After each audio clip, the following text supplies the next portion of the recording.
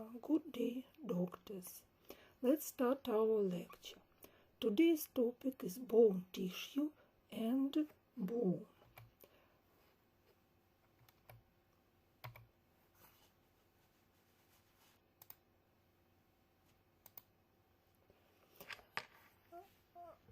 Bone tissue, it is a special form of a connective tissue with calcified interstitial matrix. It belongs to the type dense, regular connective tissue. In particular, the bone tissue accommodates for support and protection and plays an important role in the mineral metabolism of an organism. Functions of the bone tissue are here: support and protect fragile tissues and organs, harbors hematopoietic tissue, forms levels and palays that multiply and focus the contractile force of muscles. When we say bone, the term bone, we refer to both a tissue and an organ. That's why we distinguish bone tissue and bone-like organ. Bone-like organ, it is part of the adult skeleton, and both bones are organs composed largely of bone tissue that also contain other connective tissues like bone marrow, blood vessels, and nerves. Like other types of connective tissue, bone tissue is connective tissue which consists of cells, fibers, and ground substance. But fibers and ground substance together constitute the bone matrix or extracellular matrix. In bones, extracellular matrix has two basic components: organic components and inorganic components. Especially inorganic components give the density to the bone tissue, makes it so strong, and it is very difficult to cut the bones. So inorganic components, it is a combination of mineral salts which has name crystals of hydroxyapatite. These crystals consist of three main salts: calcium carbonate, calcium phosphate, and calcium fluoride. Bone mineral accounts for approximately 50% of bone volume and 75% of bone weight. Bone's hardness makes it difficult to section. That's why it is not easy to prepare the histological microslide from these organs. First of all, we have to remove the inorganic component, and this process is called as demineralization of the bone.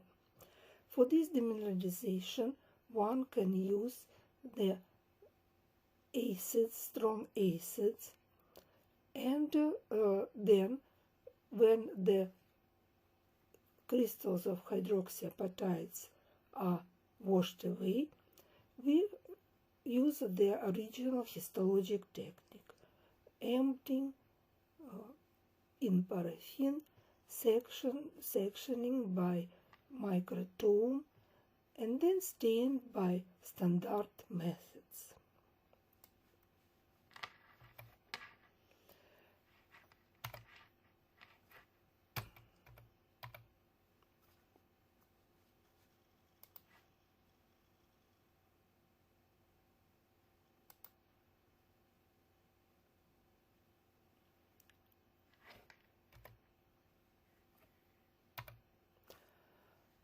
Organic components of the bone tissue. consist of so-called osteoid. It is fibers and are mineralized ground substance, and which constitutes approximately 50% of bone volume and 25% on bone weight.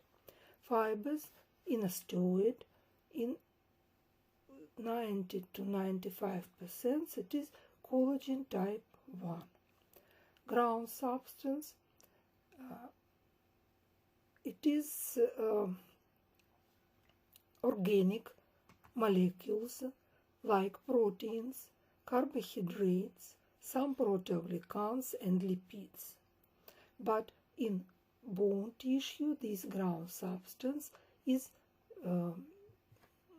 emptied into the hydroxyapatite crystals, and collagen fibers also are emptied in this inorganic component. Ground substance usually show us the acidic pH, and the proteins of this ground substance include glycoproteins, phosphoproteins, sialoproteins or osteopontin, and those containing gamma carboxy glutamic acid, which give the acidic pH to osteonectin. The carbohydrates, glucosaminoglycans, include chondroitin sulfates A and C and keratan sulfate. In bone tissue, the total volume of extracellular matrix, like in other types of the connective tissue, prevalent the volume of the bone cells in many hundred times. But bone cells also present. And here in this type of the dense regular connective tissue, we can find cells of two different differons. First differon start from the stem cell, then osteoprogenitor cells, next step of differentiation osteoblasts, and the most mature cell osteocyte. The second differon originates from hematopoietic stem cell, then promonocyte, monocyte, and osteoclasts. This way, it is a normal way for phagocytic cells who can perform phagocytosis, and it is member of the mononuclear phagocytic system of our body. Osteoprogenitor cells are stem cells. They can divide mitotically, and in bone-like organ, these osteoprogenitor cells are located in periosteum, which covers the outer surface of the bone. Here you can see the bone tissue and the layer of osteoprogenitor cells in the inner layer of the periosteum. Now you can see that osteoprogenitor cells are elongated cells with the ovoid nucleus in the center and unremarkable cytoplasm, which stains in blue basophilic. These cells can divide mitotically and give rise to the next differentiated cells. So next cell during the line of differentiation, it is osteoblasts. Osteoblasts are the main cells which produce the bone and produce all components of the extracellular matrix of the bone. This cell, usually are cuboidal, large round nucleus locates in the center of the basophilic cytoplasm. Usually we can see these osteoblasts in the place of the formation of new portions of the bones. It may be during the fractions of the bones or during embryogenesis in the fetus.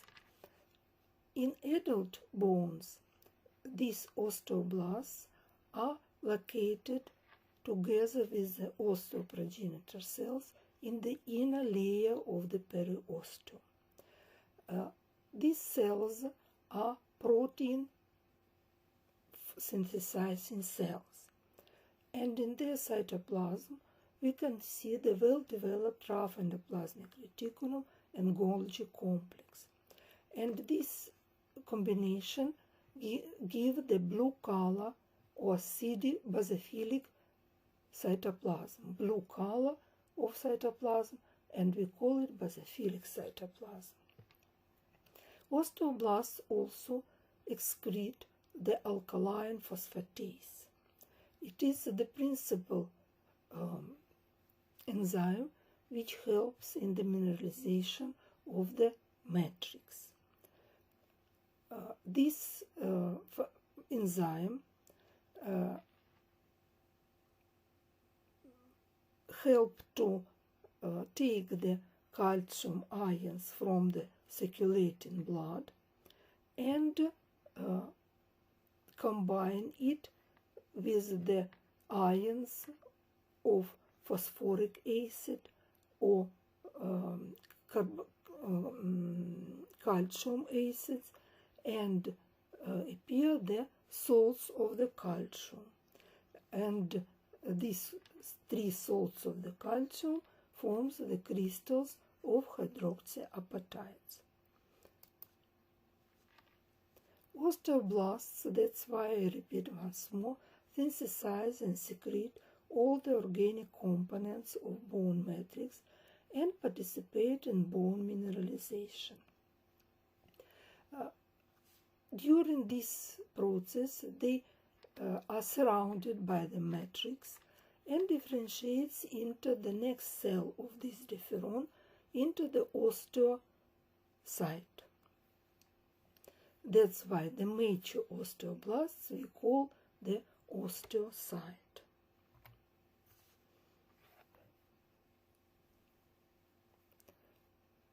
Osteocytes are mature cells and has another shape. They has the oval-shaped body and thin and long cytoplasmic processes, which are called philopodia. These philopodia start from the cell body and contact with one another by these philopodia.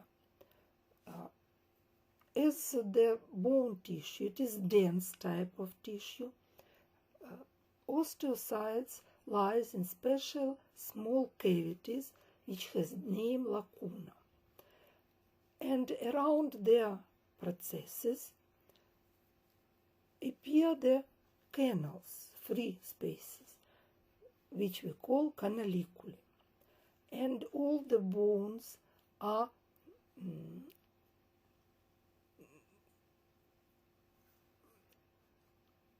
penetrated by the lacunes and canaliculi.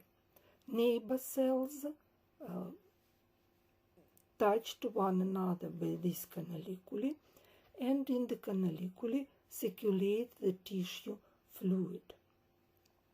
And this is the communication between the all cells in the bone tissue.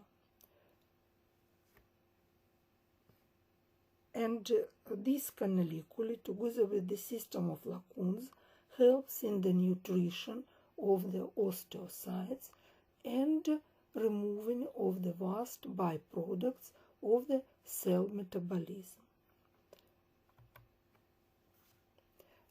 This transmission electron microgram show you lacunes. You see free cavity in the dense matrix around. You see oval-shaped body, large oval nucleus in the center with nucleolus and heterochromatin, and processes which start from the body. Around the processes forms the free cavities which get the name canaliculum. These cells are mature cells. That's why they have no very well developed rough endoplasmic reticulum and Golgi apparatus. These cells can only maintain the constant level of matrix, components of the matrix, and its ability for protein synthesis is very low. This is very interesting photomicrograph of dried bone. You can see again the osteocytes, and you see how many processes has each cell, and neighbor cell, you see, come in contact with one another, and all bone is penetrated by this system of lacunes and canaliculum.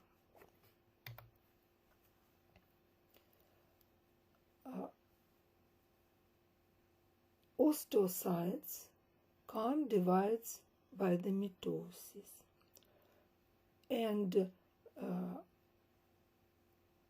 if osteocyte dies, it results in bone breakdown or resorption. Usually osteocytes which originate from the osteoblasts has the rounded lacune, but the old cells, old osteocytes, usually lies in the center of the bone and has flattened lacune.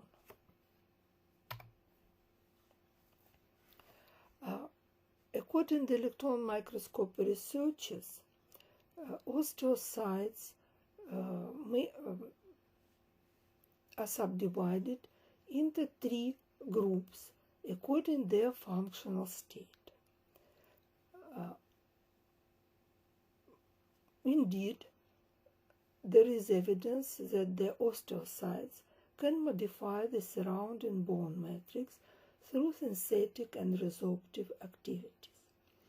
We distinguish quiescent osteocyte, which exhibit a paucity of rough endoplasmic reticulum and markedly diminished Golgi apparatus. So it is not active. Quiescent, it is inactive osteocytes. Then second class, formative osteocytes. This is very active osteocytes because in their cytoplasm we can see some features which are equal to the osteoblasts. It means that these formative osteocytes can produce extracellular matrix comparatively actively. Not like osteoblasts, but also can produce. The third class is resorptive osteocytes. They also has some profiles of endoplasmic reticulum and well-developed Golgi apparatus, but its cytoplasm is very rich in lysosomes, especially secondary lysosomes, which show us the ability of resorptive osteocytes for resorption of matrix, for the remodeling of this matrix.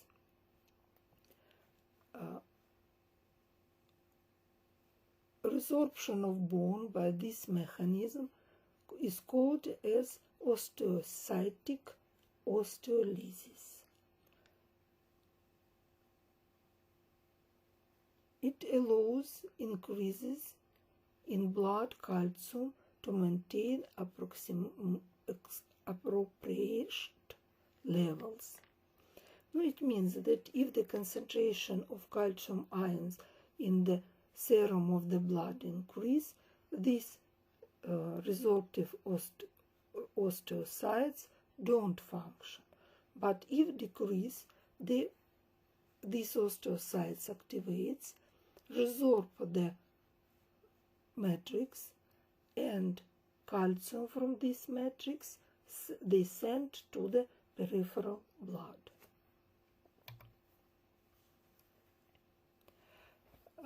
The third main cell of the bone tissue, it is osteoclast. Osteoclasts belong to another differon, to the differon of the hemopoietic cell. Really, it is macrophage which specialize for the resorption of the bone tissue. It is not easy to resorb the bone tissue matrix because it is very dense substance thanks to the crystals of hydroxyapatites. Osteoclasts are very large cell and multinucleated, 2 to 50 in each cell. Cytoplasm is acidophilic and contains many lysosomes and mitochondria, as well as well-developed Golgi apparatus. One region of the surface of osteoclasts exhibit the plasma membrane enfoldings, which get named the ruffled border. And only in this region of the ruffled border, the cell can resorb the bone. They come to the bone matrix and secrete the lytic enzymes into the compartments between the microvilli. These hydrolytic enzymes break down bone matrix and release minerals, and this process is called bone resorption. Bone resorption. This scheme shows you the function of osteoclast. You see the very large cell, multinucleated, and you see cytoplasmic finger-like projection, which get named the microvilli. All this region, it is ruffled border. Here in the ruffled border, lysosomes release the hydrolytic enzymes and resorb the matrix. Usually, osteoclast locates near the blood capillaries, in the loose connective tissue around blood capillaries, and also they can be found in the inner layer of periosteum and endosteum. And calcium ions from the resorbed calcified matrix, these cells send to the blood capillaries, to the peripheral blood. It is light microscopic picture after hematoxylinase staining of the osteoclast. You see how large is osteoclast.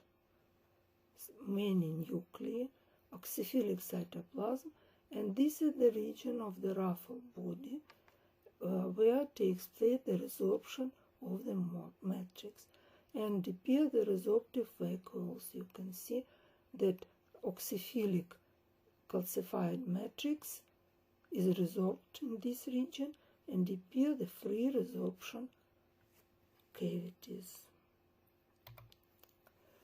Another picture of 3 osteoclasts, large multinucleated. You see here 1, 2, 3, 4, 5 nuclei, and blue it is calcified matrix. You can see the ruffled border, and only in this region osteoclasts can resorb the bone. The activity of the osteoclasts is regulated by the two hormones of the parathyroid gland and thyroid gland. Parathyroid hormone, it is hormone of parathyroid glands, and this hormone effect in mediating by a signal from the osteoblasts. The second hormone, calcitonin, of the thyroid gland, which decreases the blood calcium level, reduces surface ruffling and osteoclast activity. That's why parathyroid hormone increase the activity of osteoclasts, but calcitonin decrease.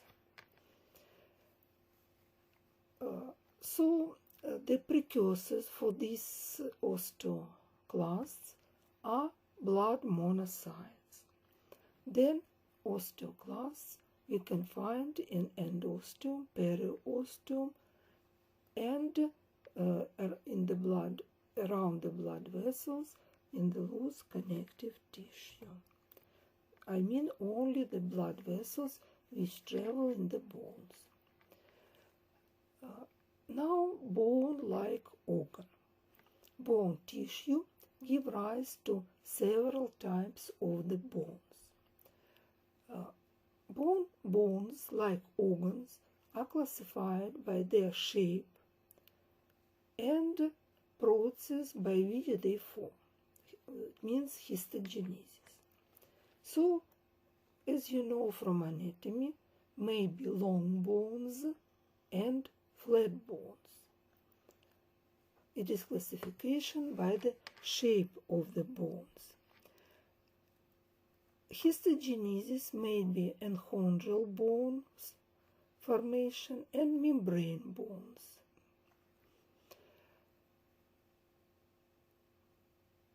These long bones and flat bones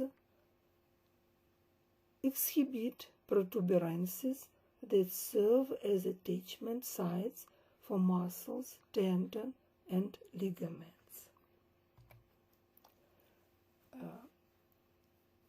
Bones has, of course, outer surface, and flat bones and diaphyses on the long bones are covered by the double-layered connective tissue cord, which get the name periosteum. In the center of the long bones, of the diaphyses of the long bones, is the marrow cavity, which is covered by endosteum. Periosteum and endosteum has the same histological components. Both has the two layers. Outer layer has name fibrous layer. It is dense, irregular connective tissue. Inner layer or osteogenic layer, it is loose connective tissue where locates the bone cell precursors like osteoprogenitor cells and osteoblasts. From the periosteum start the collagen fibers. Their name Sharpey's fibers, and these Sharpey fibers penetrate to the bone matrix to anchor the periosteum to bone.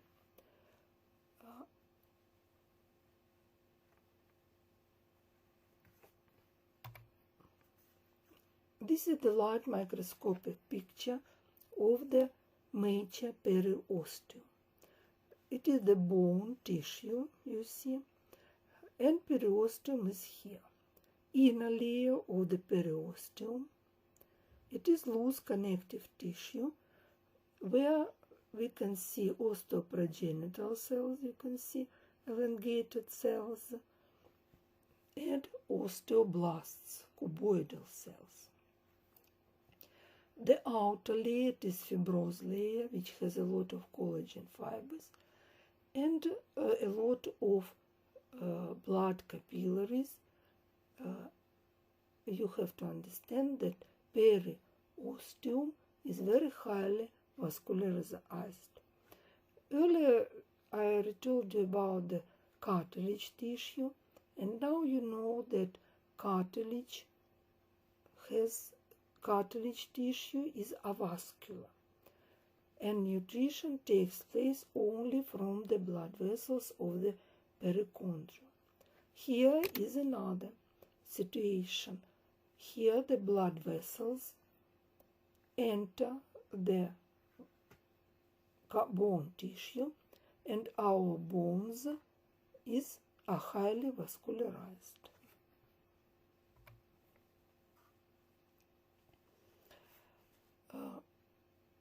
Most of our bones, which belong to the category of long bones, has diaphysis, and it is the shaft of the long bone, and epiphysis, bulbous ends. The diaphysis is cylindric with wall of compact bone and a central marrow cavity lining by endosteum. Each epiphysis contains mostly spongy bones. Remember that articular surfaces of the epiphysis are covered by the hyaline cartilage.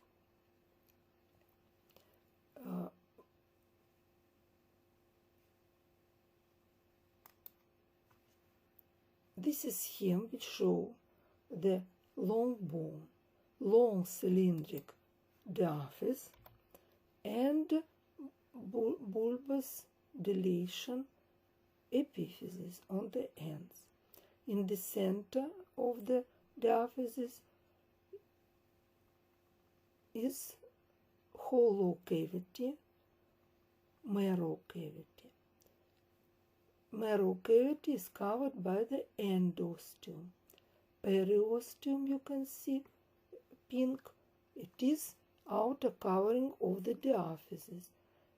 Epiphyses are not covered by the periosteum and is covered by the hyaline cartilage.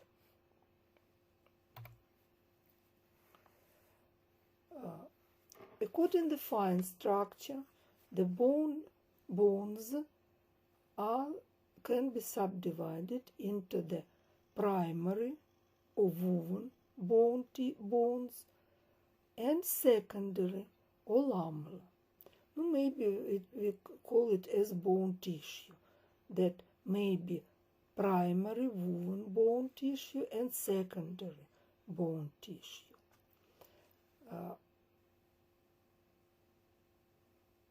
All bone tissue begins as primary bone or woven bone tissue, but then some of them are replaced by the secondary bone. Type of development of histogenesis may be two: intramembranous and enchondral bone formation. It is based on the microscopical detectable features according to this histogenesis. In adults, we can find mostly the spongy bone and compact bone. These two types of secondary bone has similar composition, but microscopic appearance differ in overall architecture.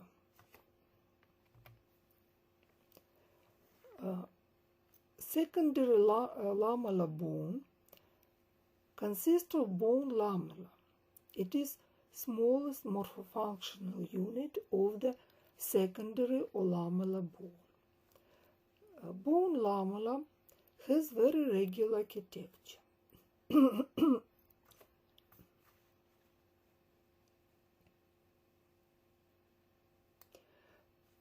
bone lamella has type 1 collagen fibers which lie parallel to each other.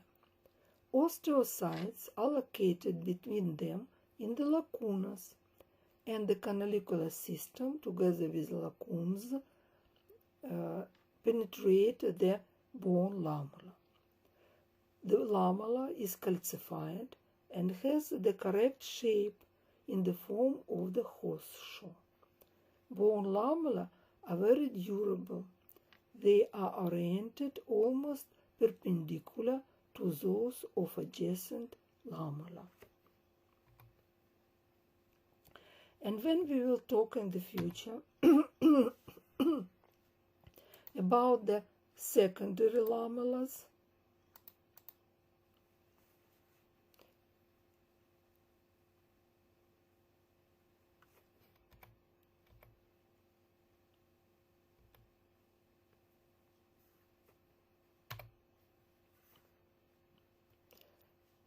and when we will talk in the future about the secondary bones, we will mean that this type of bones consist of the bone lamellas, not of the single collagen fibers.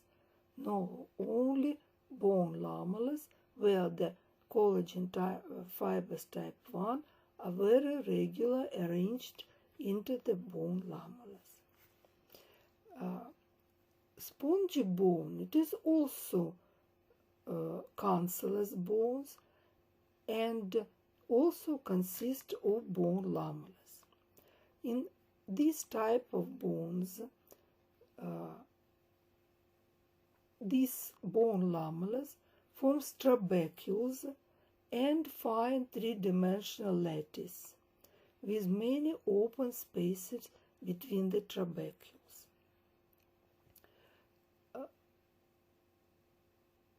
And trabecules also has one more name, spicules, trabecula or spicules.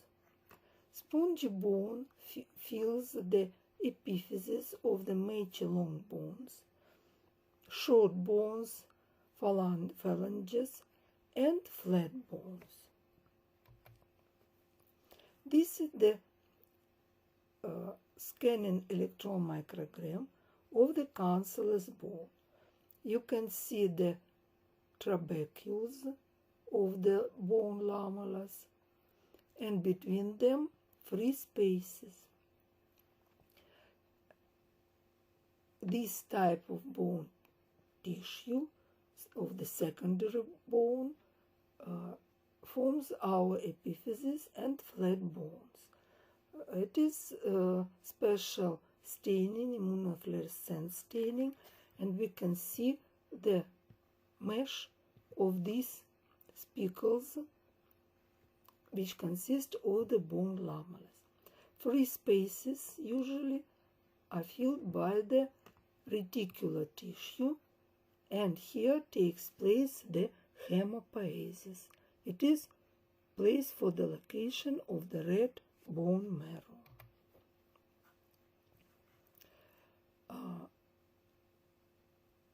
Compact bone, it is also a dense bone which forms the thick diaphyseal cylinder of long bones. Compact bone, also secondary bone, which consists of the bone lamella, and these bone lamella are arranged in lamellar system. We distinguish three layers of these bone lamellas. Just under the periosteum, outer circumferential lamellas are located. Then osteonic layer, or layer of the osteons, Haversian canal system. It is cross-section of this system. This cross-section has name osteons. And interstitial lamellas. Together it is osteonic layer. And then inner circumferential lamella, the third layer of the compact bone, between the periosteum and endosteum.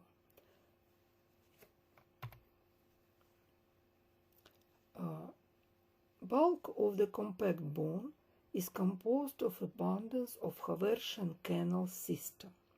On the cross-section, transversal section, the Haversian canal system appear as round-shaped structure which get name osteon. This Haversian canal, it is concentrically arranged bone lamellas around the vascular space known as the Haversian canal. What does it mean?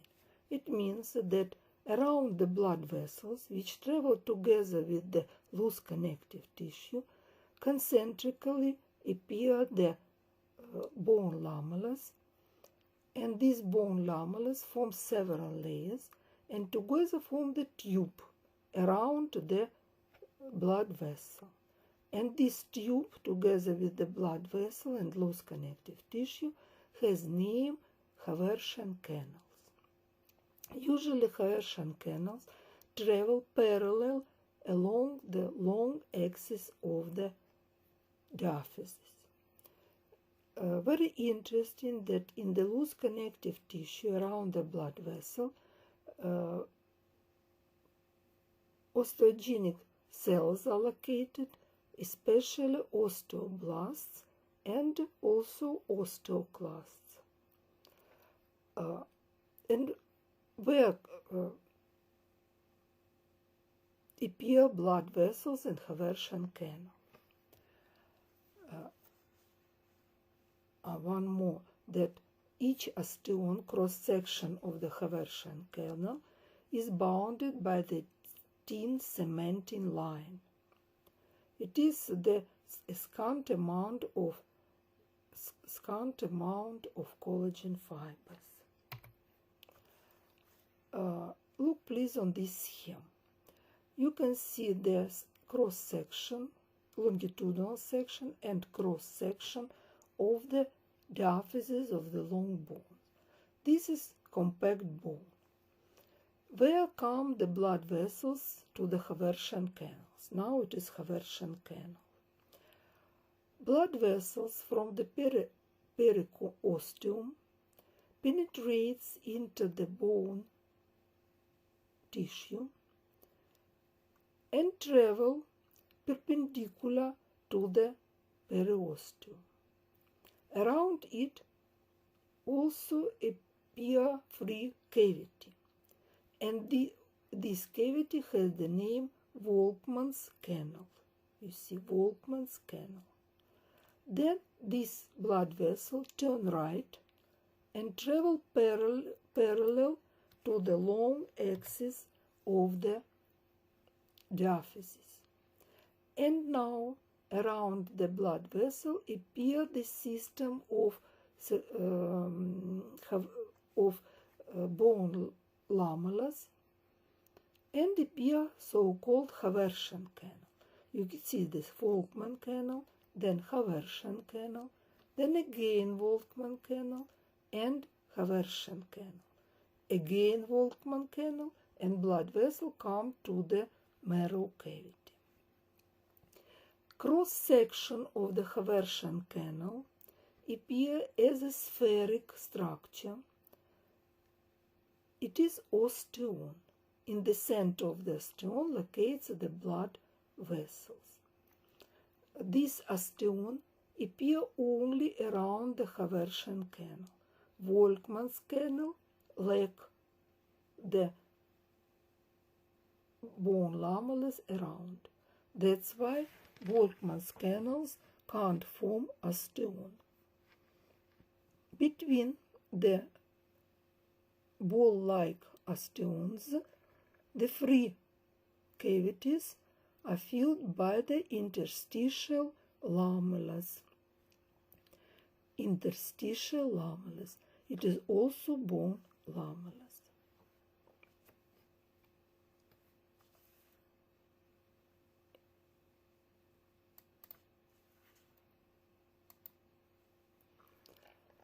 It It is light microscopic picture of the diaphysis of the long bone, compact bone.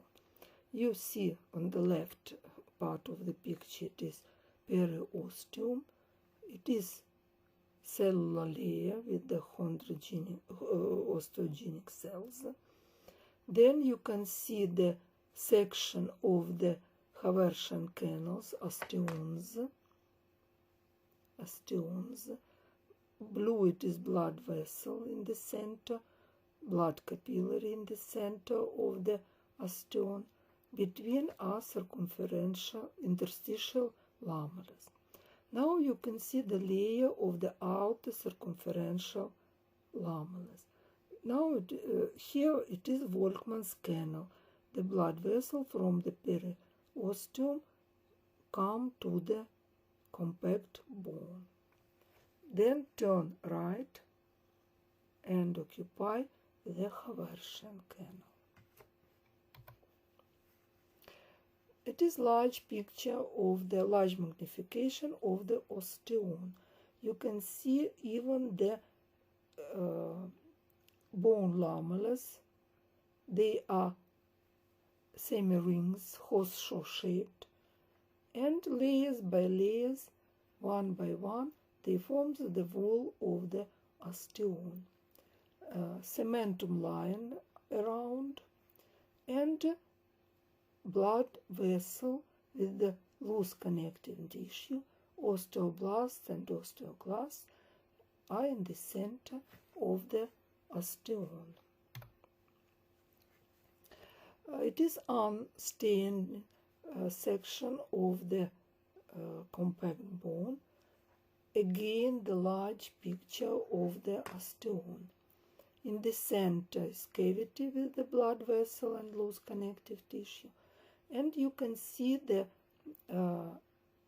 many circumferential lamelles which circumfine the bone lamelles, which circumfine the osteon, form the wall of the osteon, and you can see the canaliculus system, lacunes with osteocytes and canaliculus system which penetrate all the bone tissue in the compact bone.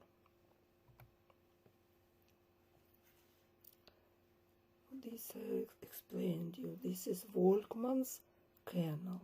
Volkmann's this canal. Again, the picture, pink periosteum. You can see the layer of the outer circumferential lamelles, then osteonic layer with the osteons and interstitial lamelles between them, then marrow cavity here, and layer of the inner circumferential lamelles which are identical to the outer circumferential lamelles. The bones, our bones, it is type of the connective tissue, dense regular connective tissue. That's why this type of tissue has ability for regeneration. Not so fast like the loose connective tissue, but also our bones can regenerate and also constantly undergo remodeling.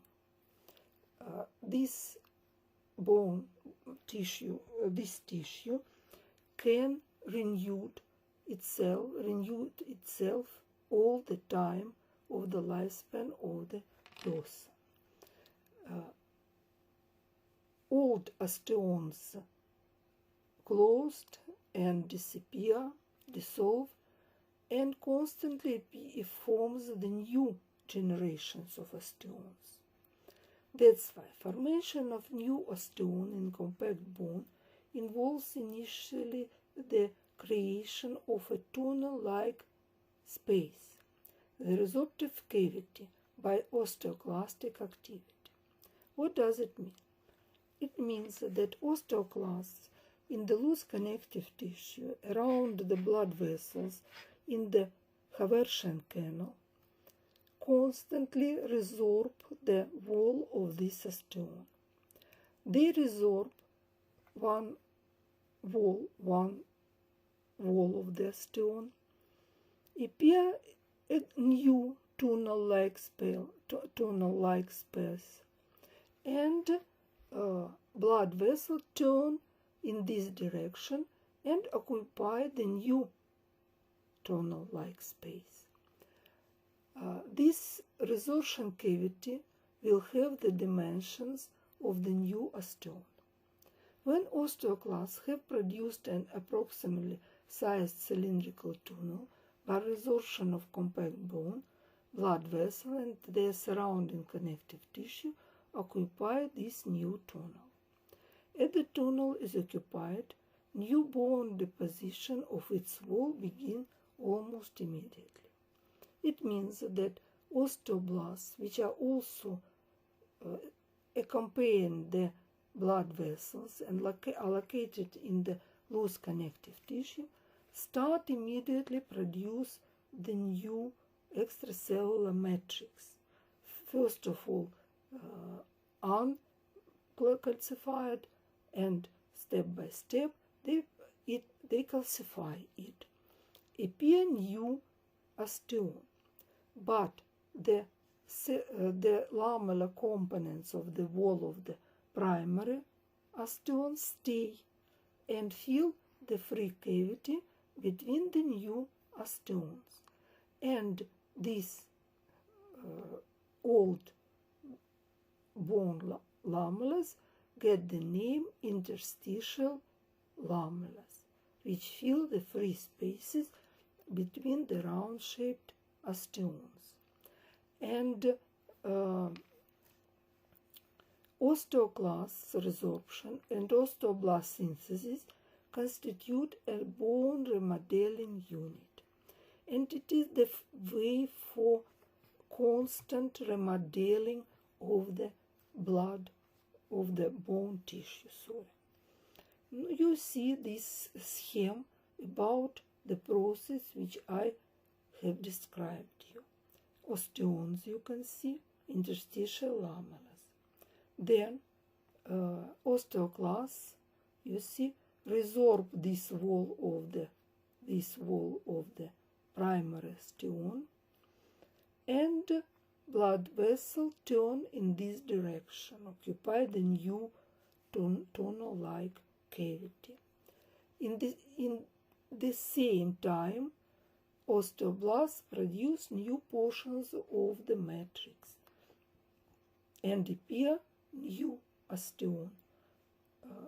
Old primary osteon, its wall with the bone lamellas, forms the interstitial lamellas which fill the spaces between osteons. And now you see new osteon, but very soon this wall, you see part of the wall of the osteon, also resorbed by the osteoclast, and osteon turn in that direction. These appear again new osteon. That's why it is the first generation of Haversian system, then second generation, and then third generation. This is the way of the renovation of the compact bone, and also it helps the new bone of the compact bone to regenerate after the fraction.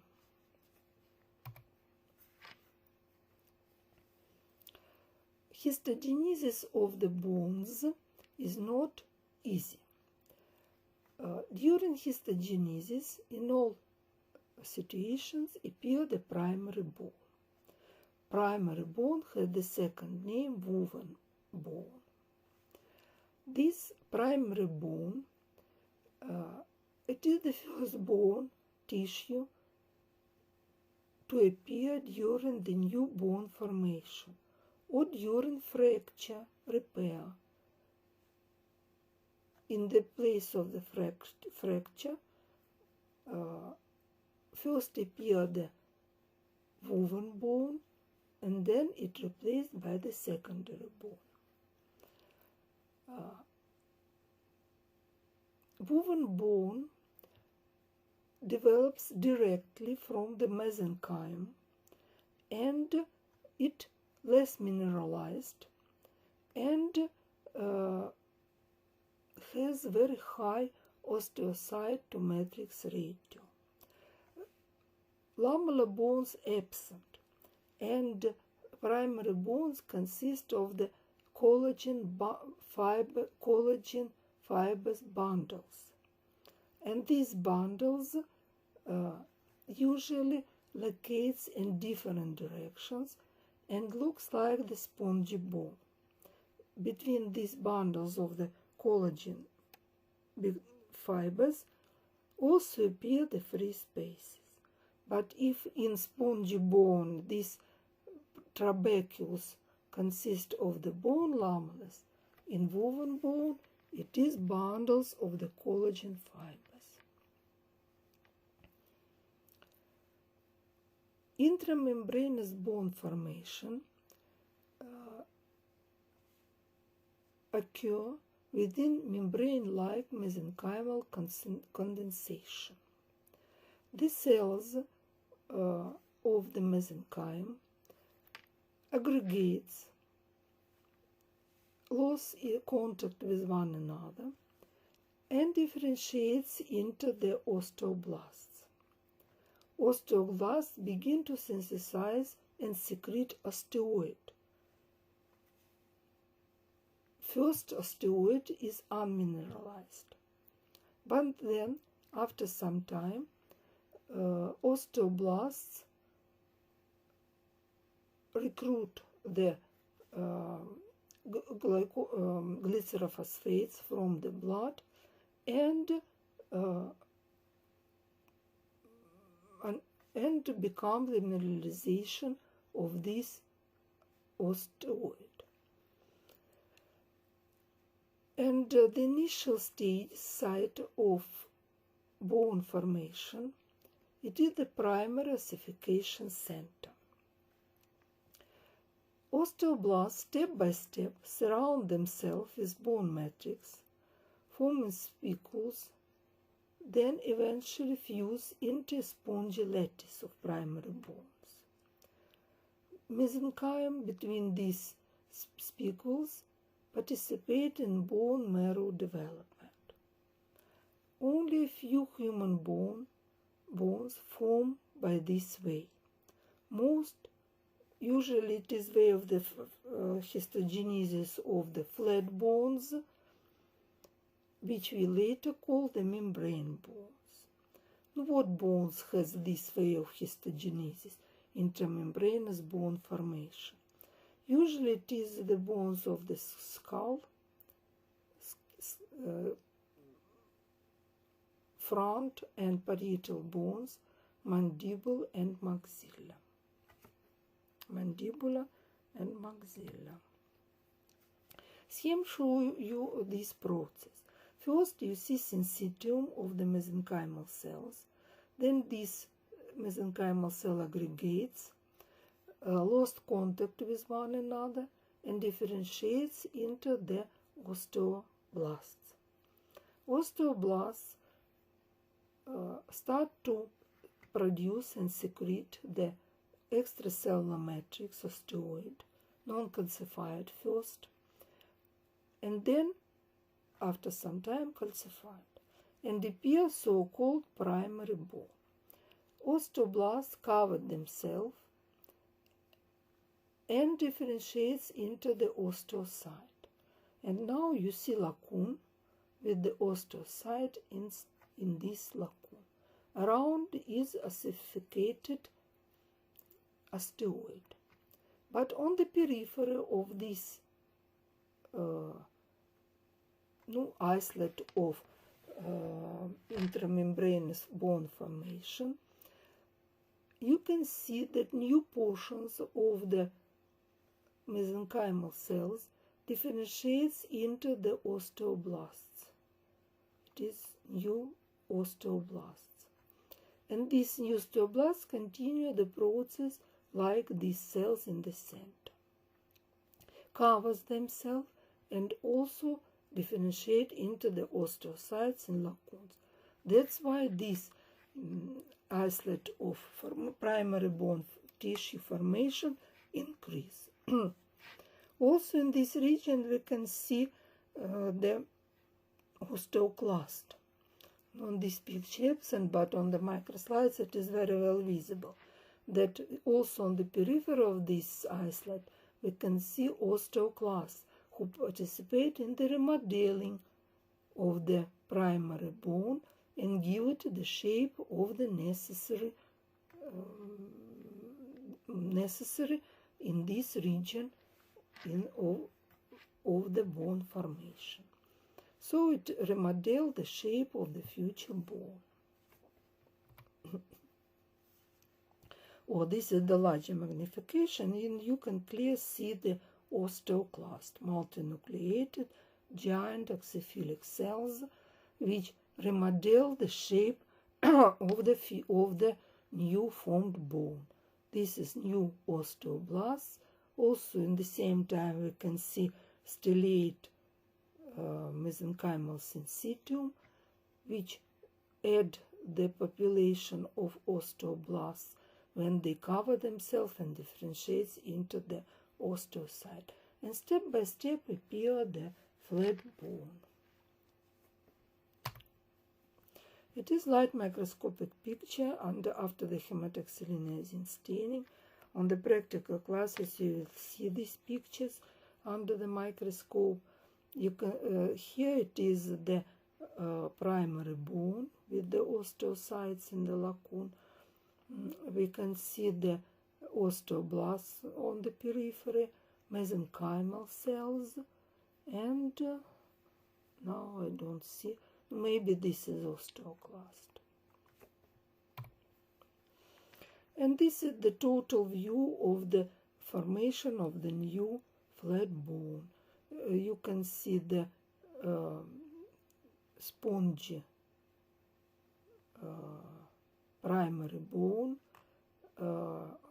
This is the woven bone, and between these trabecles of the woven bone, free cavity, which is filled by the red bone marrow, hematopoietic cells, and reticular tissue, also blood vessels.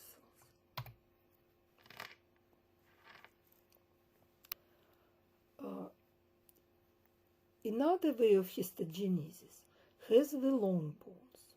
Usually intramembranous bone formation is histogenesis of the flat bones. I told this. But long bones has another type of histogenesis, which is called as enchondral bone formation. In the fetus, our long bones consist of the hyaline cartilage. That's why first appear the hyaline cartilage model of the future long bones. And on the last months of the prenatal ontogenesis, this hyaline cartilage model replaced by the bone tissue.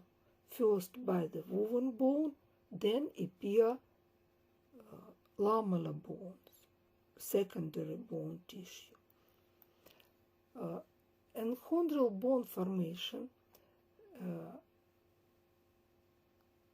start in the place of the contact of epiphysis and diaphysis. Here in this place,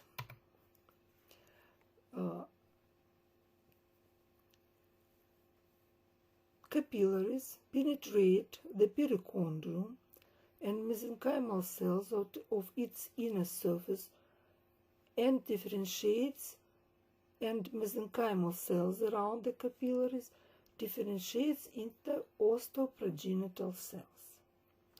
These osteoprogenital cells very soon differentiates into the osteoblasts, and osteoblasts start to produce and secrete bone matrix. creating primary bone spicules or trabecules. And around the diaphysis, between the hyaline cartilage and perichondrium, formed the periosteal bone schola. And this periosteal bone schola separates the perichondrium from the cartilage. As you know, the cartilage lacks the blood vessels. Now, this scheme shows you step by step the enchondral bone formation. You can see the hyaline cartilage module of the long bone. Then, in the place between the epiphysis and diaphysis, first appear the bone schola. You see bone schola, which separates the blood vessels of the perichondrium from the hyaline cartilage proper. Without nutrition, hyaline cartilage undergo atrophy and resorbed by macrophages. Appear the free cavity. In this moment, the blood vessels continue to penetrate in this free cavity, and together with the blood vessels travel the loose connective tissue with osteoblasts and osteoclasts. Here you see that blood vessels penetrates into the free cavity, branched here, and osteoblasts around the blood vessels start to produce the osteoid, like in the intramembranous bone formation. And appear here the woven bone, same way as in the intramembranous bone formation. And step by step, all diaphysis replaced by the primary bone or woven bone. Then activates the osteoclasts and resorb the primary bone in the center for the marrow cavity. Here in the center appear the marrow cavity. But some portions of the hyaline cartilage stay in the region between the epiphysis and diaphysis on both sides. And it is metaepiphyseal plate of the hyaline cartilage. After the childbirth, this metaepiphyseal plate of hyaline cartilage stay, and all epiphysis, it is also hyaline cartilage.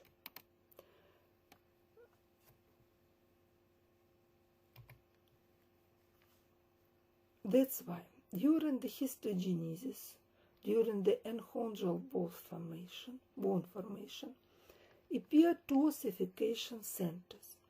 First center in the diaphysis, I have showed you it, in the center of the diaphysis.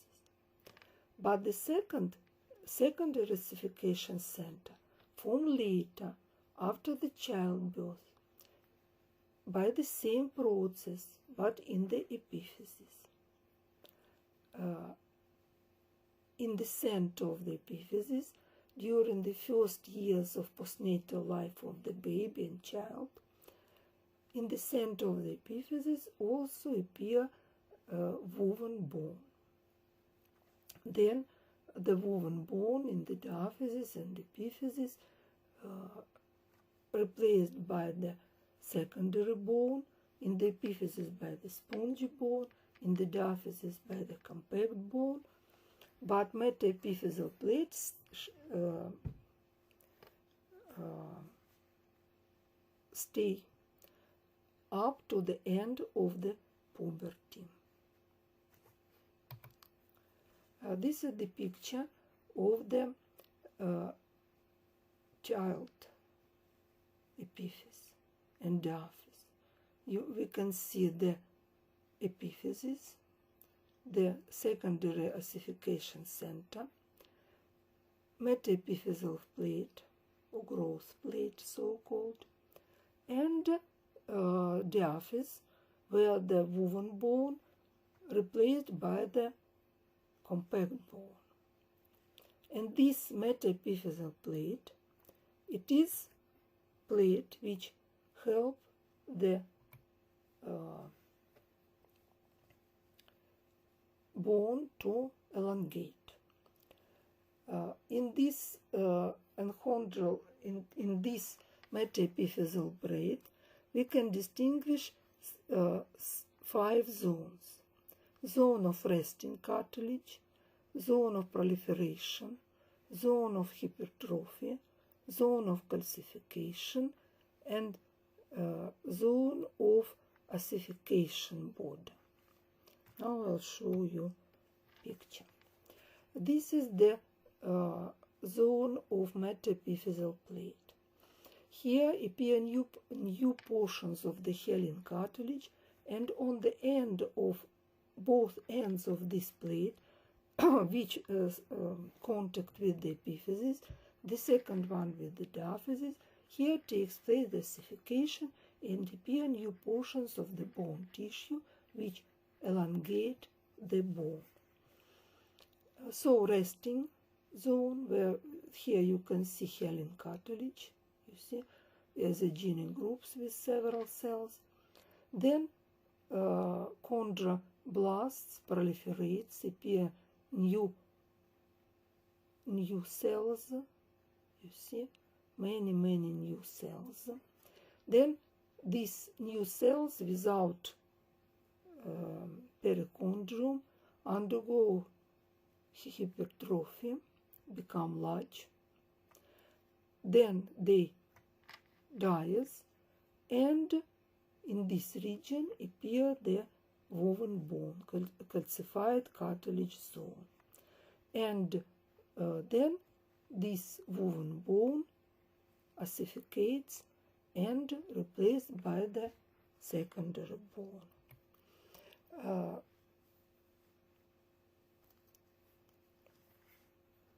This metaepiphyseal plate appear after 20-25 years of the postnatal life, and if this plate disappear, person stop to grow, and its length stop. It grows, his or her growth stops.